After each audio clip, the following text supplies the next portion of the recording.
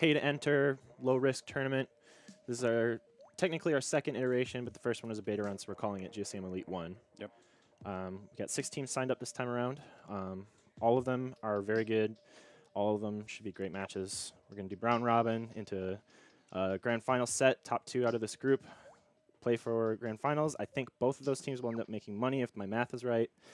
So you really want to get out of groups, but you can still make it back if you still do okay. Yep. So what is it? Fourth gets half their entry fee back. Well, no, would it be? We got to do the math on that We gotta part, do the but math on that it's part, definitely, I think, top 2 make money. Top 2 make money for sure. Third definitely gets their money back. Yep. Fourth would probably at least get half their money back. And then for teams, we got Deep Blues, who won the beta run trial. They're back in this. Clockwork was in it last time they're in. Newcomers this time are Tomo, which obviously, for anyone that's familiar with competitive Splatoon, doesn't need an introduction to Tomo. They've been a top NA team for a long time now. And then we got Monarchy, Ijisu, which used to be mostly known as a lot of ex-members from Kairos on that team. Yep. And then Chikara is the European team entering this week, featuring Noctis and Rob and some other known players. I think they have a sub this time around, so it's not their true roster, but definitely should still be a force to be reckoned with. And we're going to go ahead and hop into the first game here in this match. Splat Zones on main stage.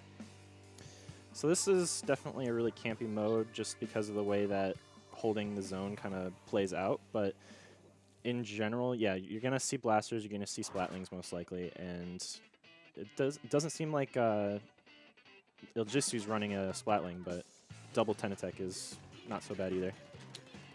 It's interesting that Ijisu is running the double T-Tech with the Rapid Blaster Pro. It's an interesting comp here, and they're not having the best start because of it. It's actually a full wipe, man. so... All right, so that's a 3v0 beginning for Chikara right here, and that's going to give them full control, a full hold here. So now Obito's just going to lock down this right side while Rob and the Splatling are going to be trying to focus on mid here. Oh, yeah. There's the Stingray and the armor. 3 specials coming in. This is pretty much textbook Starfish main stage gameplay so far. The one thing I will say is they did burn all their specials only at like a 70-ish point hold. So if they can make it back now, I think that they'll have a much better chance of doing a good push here. But you're not going to do that getting running picked the off. bomb, so... Yeah, getting picked off like that is super bad. And now with only 30 seconds left to, or 30 points left to go. All right, Mr. Hat getting this kill is important. This is the opening Ijisu needs.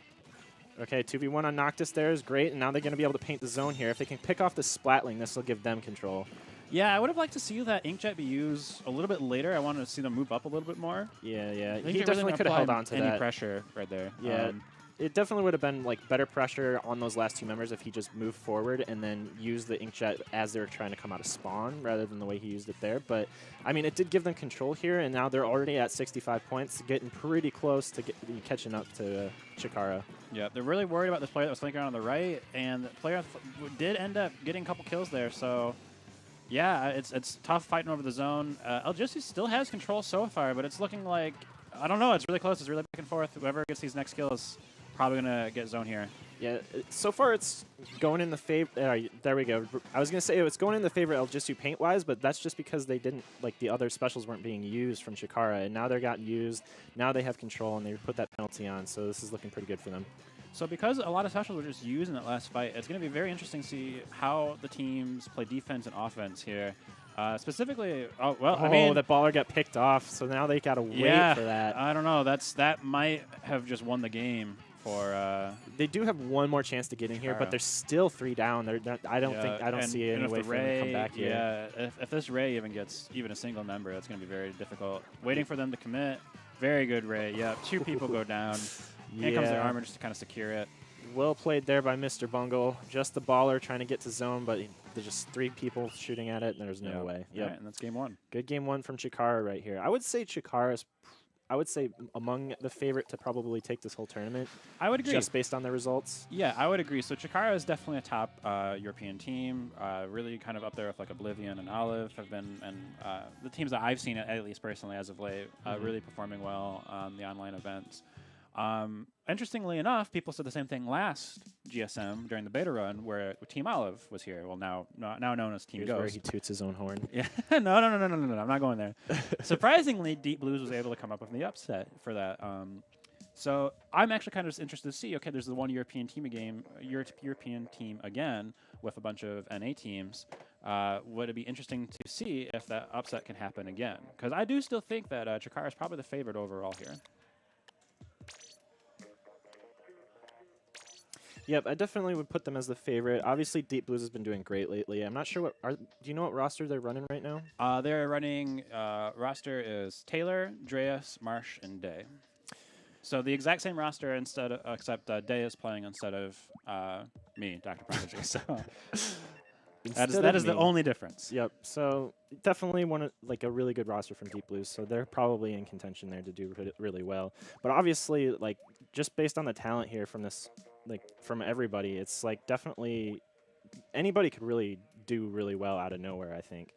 And yeah, I wouldn't be totally surprised to see like Clockwork playing well today or something like that. Yeah, what was interesting about the last GSM is that Clockwork actually won SSS against some top European teams. And then immediately after winning SSS, they had to start playing in GSM Elite, and they completely flopped. Yeah, in terms of play level. So I don't know if it was just like burnt out or I was talking to Hitzel afterward. He said that they were pretty burnt out. They really needed a break in between the two, which it's kind of on them. But yeah, I mean, they signed up for both, so I mean, they kind of knew what they were getting themselves into for that day. I mean, I don't know if they were expecting to make it all the way to the end or not for SSS, but I know they were super hyped to play the GSM. And I heard Kiri's been having internet issues lately, so I don't think Clockwork's playing with Kiri today.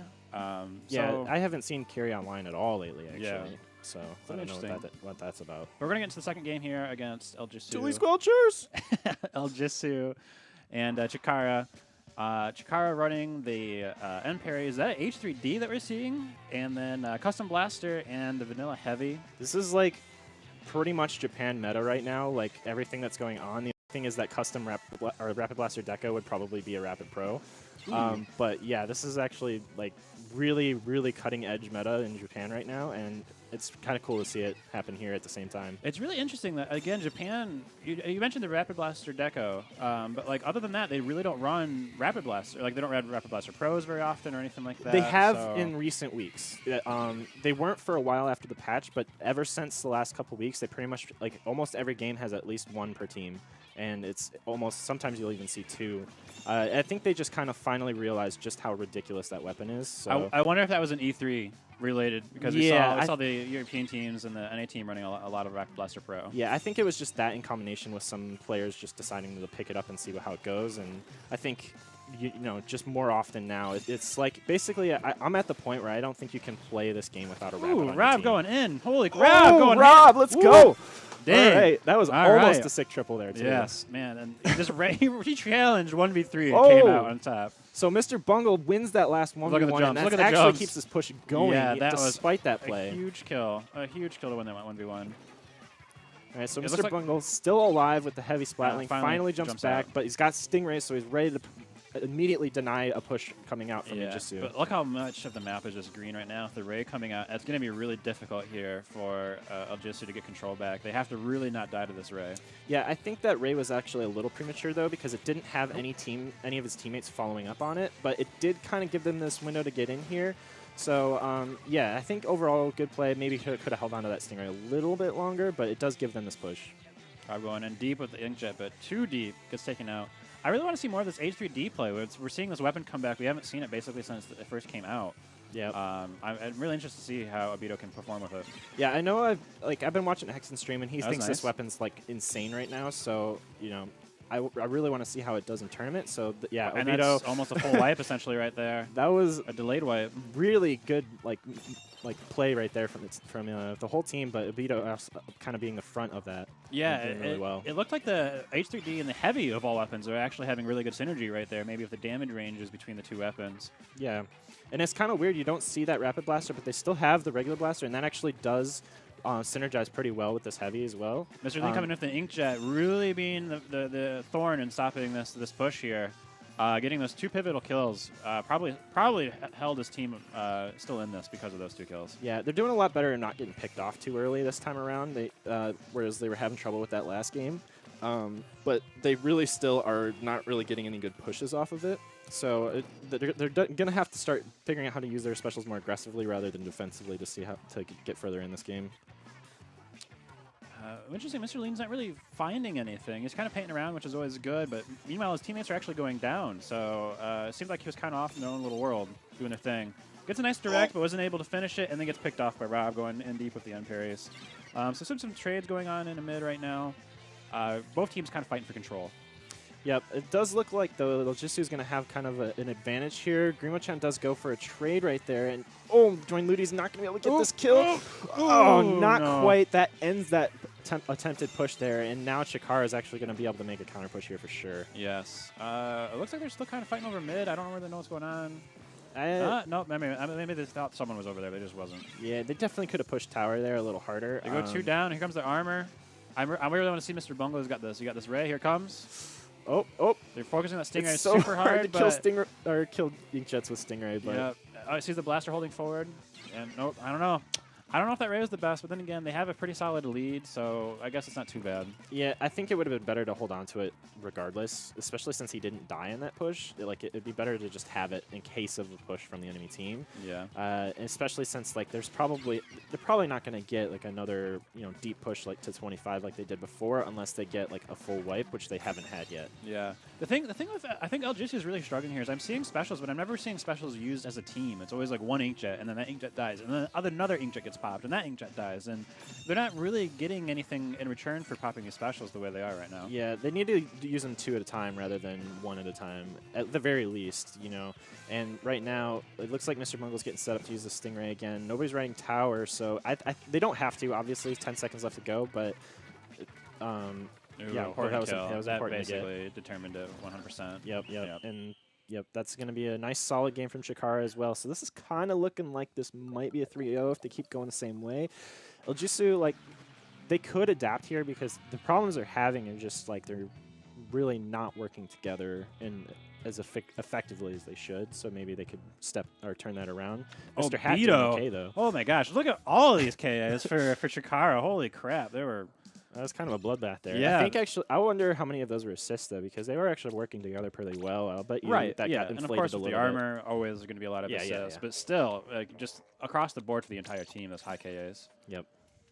Looking like we might get a roster swap. Is someone swapping out? I don't know. Someone left the lobby, so I guess we'll figure that one out here. Looking like it could become from Ijisu. One of the Ijisu members left. Yep. I'm not sure if they just thought that was 3 games. I don't know. They're going to make it. No one else is left, so I'm guessing they're coming back. Or someone's coming back. Yeah, somebody's coming back. Oh, I bet it's because of Battlefy. We had this issue last time. Because of Battlefy? Battlefy had an issue where sometimes it was reported as 3 games instead of 5. Okay. I didn't know about that. I don't know. Maybe we'll get Fordo up. Oh, no. It was a sub. So Zutter coming in. That's interesting. All right. We'll go ahead and get this started. So Zutter, a ex-member of Kairos, now playing for Ijisu. The heavy's coming in here for sure. Yeah, I was about to say, known for being a heavy Splatling player. So probably expect to see more of that coming in for this next game and/or maybe games. Okay, so yeah, we're going into game 3 here. Snapper Canal Rainmaker. It's definitely one of the. It's such a weird Rainmaker map because you almost always see people kind of just rushing up the middle, even though left is usually safer. And like it feels like you can play really well defensively and still somehow just like people sneak through on you. Yeah. So this is a map that Deep Blues really loves playing on Rainmaker, especially because of the fact that it's kind of. It has that weird kind of flow to it, as you were just mentioning about going straight up the middle versus going to the left. You would think going to the left is safer, but at the same time, it's slower, and it gives the other team more of a height advantage, too. Yeah. So if you're not properly staggering them, your push can kind of just, like, stall out. Whereas if you get one good, like, 3 or 4 down, and you just go straight up the middle, you get so many points so fast. Yeah. That it's very centric on getting that wipe in order to get leads here. Yeah. And what would be really interesting to see, especially in this tournament in GSM Elite specifically, is because we named it Elite partially because we designed this to try to attract most of the top teams, right? So a lot of these, based on this current roster, we're doing that pretty well. Exactly. This current match, and it's like these teams, like Ijisu is not a bad team, right? Yeah. It's just that I guess this level of competition, those small mistakes mean a lot. They hit you pretty hard, especially when you're playing against a team like Chikara. Add that into a mode like Rainmaker, and you could really start seeing some fast KOs. That double 10 attack coming back here from Ijisu. I don't know. Haunt on Mr. Hat too. That's actually kind of interesting to see. It is very interesting. Going for that fast pop here, which is actually one of those the only few maps where getting a fast pop actually doesn't mean anything. Yeah, because it doesn't pain anything. It doesn't do any damage to anybody unless they're right next to it. Oh, here's that white. Here's that 3 members down we were talking about. Yeah, Chikara basically used that to their advantage, and we're able to get a wipe here. Zutter is just barely able to hold that from being really, really deep. Yeah. 26 is definitely beatable on this mode, but yeah, this is looking pretty scary here because they're still in. Yeah, Zutter played that really well, stayed alive in a headed position, but it still might not have been enough. Oh gosh, this is a bloodbath. Rob was going so fast. How much swim speed does he have? I have no idea. Holy Obito crap. just challenging this. I don't care. I got a 3-shot kill. They were like, all right, we just want this 3-0, guys. And like we were just saying about. Just put the controllers down. Those small mistakes. All right, well. Yeah, so I think Ijisu, the thing you learn from that is quick pop on, Snapper Canal, probably not worth it. Yeah, they didn't really gain anything from that. And in fact, they used a lot of resources. What was interesting is that after getting that fast pop, Grimo-chan actually specifically kind of held forward in the mid, and it did get one nice clean kill, but then died right afterwards, right? So meanwhile, the rest of Chikara was spreading around, getting map control, getting specials, which led to, that win. So. And Zutter getting that double kill kind of held it on a little longer than it probably would have been otherwise, but even still, like, just immediately died after getting that double. Nobody followed up because everybody was still coming from spawn, so it was just a snowball effect from that initial the initial investment in that pop and then immediately getting wiped after it. Yep. All right, so that'll be a 3-0 for Chikara here. We'll have to... Yeah, and we'll go ahead and cut to a break while we get the next match figured out for you guys and set up on stream. So see you guys in a bit. Stay tuned.